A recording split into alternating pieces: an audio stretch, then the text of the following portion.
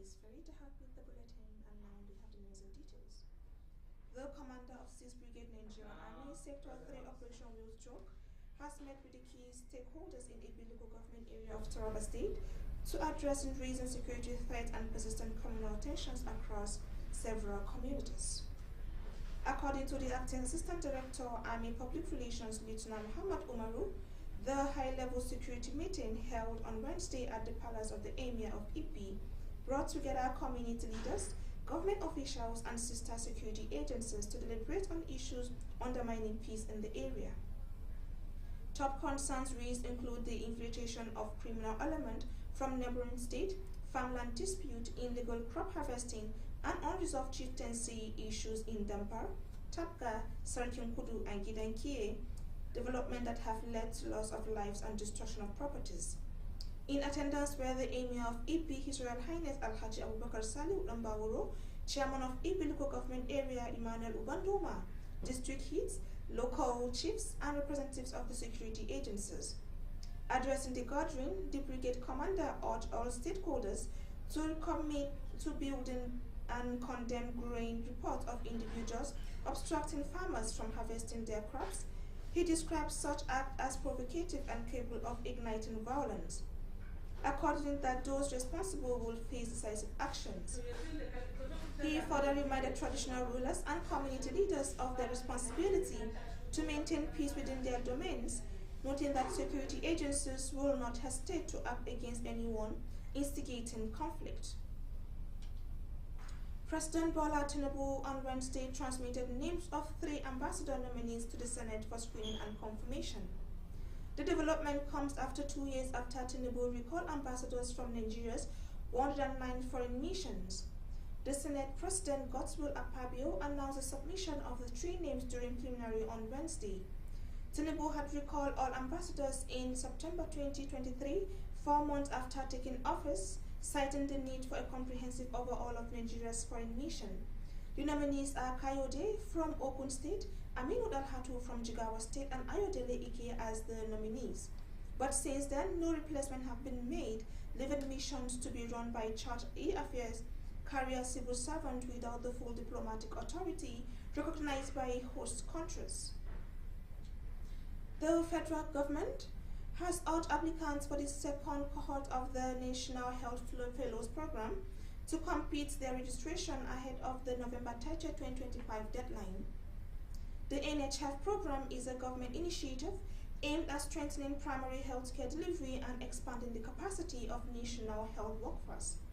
According to information on its website, the program is undisseminated in the sector-wide operation coordinating officer under the Office of the Coordinating Minister of Health and Social Welfare.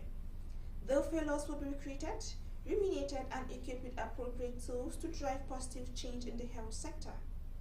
The program was created to address gaps in community-level healthcare by recruiting, training, and deploying young professionals to serve in all 774 local government areas of the country.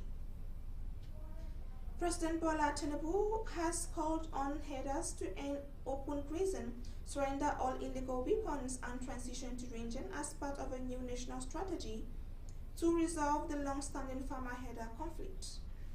In a statement on Wednesday, the president said the federal government is prioritizing sustainable solutions to the violent confrontations between herders and farmer communities, clashes that have fueled instability across several northern and central states.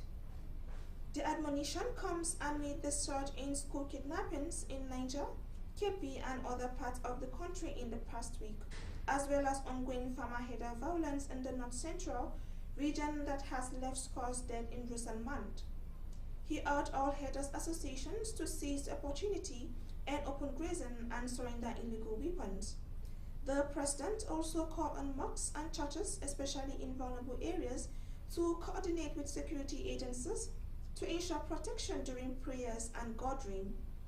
Highlighting the creation of the Ministry of Livestock as a key part of the administration's long-term plan, Tinubu urged herder association to collaborate with the ministry, modernize livestock production, and embrace ranch-based operation. A vigilante group in Ayatoro Kiri, located in Kababanu local government area of Kogi State, successfully fought bandit attempts to invade Kiwi High School, thereby preventing the abduction of students. This attack occurred just days after bandits abducted 25 schoolgirls from Government Comprehensive Secondary School in Haske-Tv State, who have since been released, as well as more than 300 students and pupils from St. Mary's Catholic School in Niger State.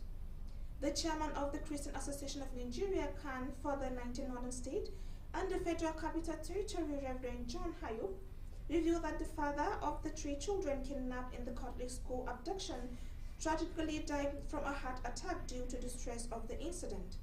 In response to those ongoing attacks, the national body of CAN has called on federal government to take urgent and decisive measures to protect our citizens across the state.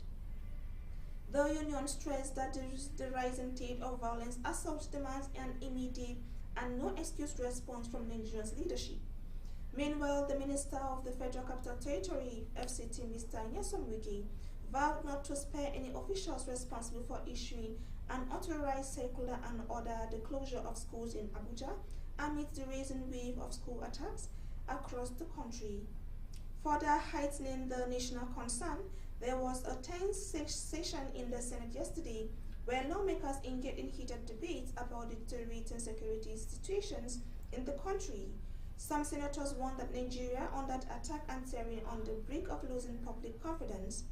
Similarly, members of the House of Representatives condemned the federal government for negotiating with bandits to secure the release of 24 students abducted from Federal Girls Comprehensive Secondary School in Haske-Tv State. That has been the news as edited by Christiana Babayo. On behalf of the production crew, my name is Farida Haq. Thanking you for joining us.